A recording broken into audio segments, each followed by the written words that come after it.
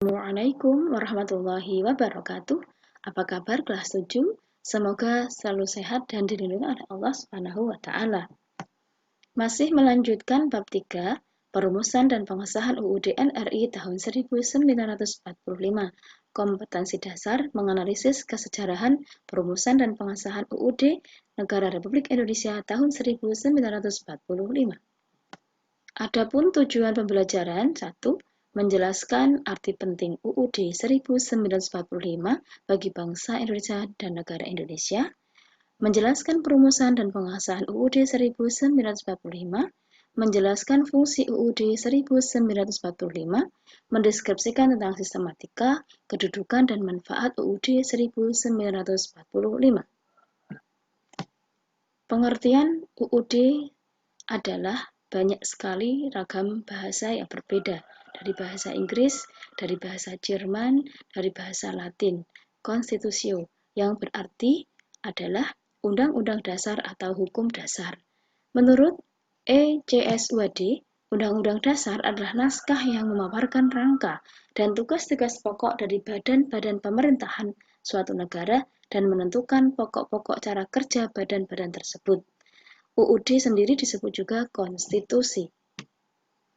Arti penting UUD 1945 bagi bangsa Indonesia dan negara Indonesia adalah merupakan konstitusi pertama dan merupakan sumber hukum tertinggi dan hukum yang berlaku di Indonesia. Berikut ini nilai-nilai yang terkandung dalam UUD adalah 1. Sejak ditetapkannya UUD 1945 oleh PPKI, maka negara Indonesia sebagai negara yang berkonstitusional. 2. UUD 1945 merupakan sebagian dari hukum dasar, yaitu hukum dasar yang tertulis. Antara proklamasi kemerdekaan dengan UUD memiliki hubungan yang sangat erat. Pembukaan dan batang tubuh UUD 1945 memiliki hubungan yang sangat erat. Dalam UUD, menolak sistem diktator dan demokrasi liberal. Undang-undang dasar bersifat singkat dan supel. Penjelasan UUD 1945 menekankan bahwa penyelenggaraan pemerintahan dan ketatanegaraan adalah semangat para pemimpin dan penyelenggara pemerintahan. Undang-undang dasar menghendaki Indonesia sebagai negara yang berdasarkan hukum. Undang-undang dasar menghendaki pemerintahan yang berdasarkan konstitusi dan tidak bersifat absolutisme. Undang-undang dasar menghendaki kedaulatan ada di tangan rakyat. Undang-undang dasar menghendaki adanya keseimbangan kekuasaan antara DPR dan Presiden. Arti penting Undang-Undang Dasar 1945 dilihat dari pembukaan karena memuat pokok kaidah negara yang fundamental. Pembukaan UUD 1945 memiliki kedudukan hukum yang kuat, bahkan secara yuridis tidak dapat diubah, serta melekat pada kelangsungan hidup negara. Berikut ini makna yang terkandung dalam pembukaan UUD 45 alinea 1 adalah intinya bahwa bangsa Indonesia adalah bangsa yang mendukung dan membela kemerdekaan, melawan segala bentuk penjajahan, karena penjajahan tidak sesuai dengan peri kemanusiaan dan peri keadilan. Berikut makna yang terkandung dalam pembukaan UUD 45 alinea yang kedua adalah kemerdekaan yang dicapai oleh bangsa Indonesia adalah melalui perjuangan pergerakan yang sangat panjang dalam melawan penjajah. Momentum yang harus dimanfaatkan untuk mendapatkan kemerdekaan. Kemerdekaan yang dicapai oleh bangsa Indonesia bukanlah akhir perjuangan, tetapi harus diisi dengan mewujudkan negara Indonesia yang lebih baik, merdeka, bersatu, berdaulat, adil, dan makmur. Makna yang terkandung dalam pembukaan UUD 45 alinea yang ketiga, yaitu adalah kemerdekaan yang dicapai oleh bangsa Indonesia merupakan rahmat Allah Subhanahu wa taala. Keinginan yang dilambangkan segenap bangsa Indonesia agar keseimbangan dan kesinambungan antara kehidupan material dan spiritual, kehidupan dunia dan akhirat, dan pengukuhan pernyataan proklamasi kemerdekaan.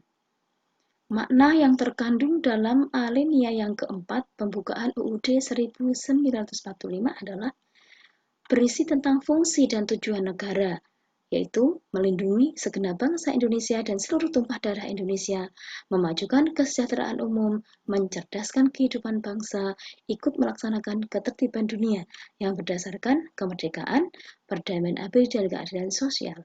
Selain itu, adalah berisi tentang susunan bentuk negara Republik Indonesia, sistem pemerintahan Indonesia, serta adalah paling fundamental, adalah dasar negara, bunyi Pancasila yang otentik, terdapat di dalam pembukaan UUD 45 alinea yang keempat. Sedangkan sejarah perumusan Undang-Undang Dasar 1945 adalah disusun sebelum Indonesia merdeka oleh BPUPKI, Badan Penyelidik Usaha-Usaha Persiapan Kemerdekaan Indonesia, yang dirancang dalam sidang keduanya, tanggal 10 sampai 16 Juli 1945, yang diketuai oleh Bapak Soekarno. Sedangkan dalam pengesahan Undang-Undang Dasar Negara Republik Indonesia tahun 1945, yaitu oleh PPKI, Panitia Persiapan Kemerdekaan Indonesia, yang dibentuk pada tanggal 7 Agustus 1945 yang beranggotakan 21 orang. Lembaga ini melanjutkan hasil kerja BPUPKI yang telah dibubarkan, mempersiapkan pemindahan kekuasaan dari pihak pemerintah pendudukan militer Jepang kepada bangsa Indonesia, mempersiapkan segala sesuatu yang berhubungan dengan masalah ketatanegaraan bagi bangsa Indonesia. Pada tanggal 18 Agustus 1945, PPKI mengadakan dan menggelar sidang pertamanya, yaitu menghasilkan keputusan 1. Menetapkan dan mengesahkan UUD 1945, 2. Memilih dan mengangkat Soekarno sebagai Presiden dan Muhammad Hatta sebagai Wakil Presiden Republik Indonesia, 3. Membentuk Komite Nasional Indonesia Pusat KNIP yang berfungsi membantu Presiden dan Wakil Presiden sebelum lembaga-lembaga negara yang diharapkan UUD terbentuk secara resmi. Sistematika UUD 1945 terdiri dari 3 hal poin penting, yaitu pembukaan, batang tubuh, pasal-pasal itu, dan kemudian penjelasan yang terdiri atas penjelasan pasal demi pasal. Pembukaan yang terdiri dari 4 alinea, batang tubuh, pasal-pasal meliputi 16 bab, 37 pasal, 4 pasal aturan peralihan, dan 2 ayat aturan tambahan.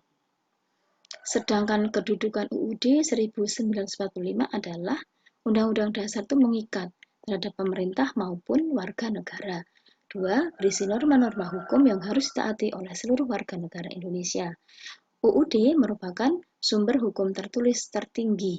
Setiap produk hukum, apapun itu, harus berlandaskan kepada Undang-Undang Dasar 1945 sebagai alat kontrol, yaitu mengontrol apakah norma hukum yang lebih rendah sesuai dengan ketentuan Undang-Undang Dasar 1945. Manfaat Undang-Undang Dasar bagi negara Indonesia dan warga negara Indonesia adalah sebagai pedoman pelaksanaan dalam kehidupan sehari-hari, sehingga dapat berjalan serasi dan harmonis tanpa ada perselisihan dan kesalahpahaman. Manfaat bagi bangsa dan negara adalah sebagai hukum dasar yang sah dan berlaku, menjadi acuan dalam pembuatan peraturan-peraturan yang ada di bawahnya. UUD adalah hukum dasar yang tertulis dan sumber tertib hukum tertinggi dalam negara Indonesia. Dalam pembukaannya merupakan pernyataan kemerdekaan dan memuat sendi-sendi mutlak kehidupan negara. Akibat jika tidak mempunyai UUD 1945 bagi warga negara adalah kehidupan bermasyarakat mengarah pada ketidakharmonisan. Warga negara Indonesia tidak akan mempunyai aturan dalam kehidupan. Sedangkan bagi bangsa dan negara adalah bangsa dan negara, warga negara, tidak akan mempunyai aturan-aturan kehidupan. Terima kasih atas perhatiannya, semoga bermanfaat. Wassalamualaikum warahmatullahi wabarakatuh.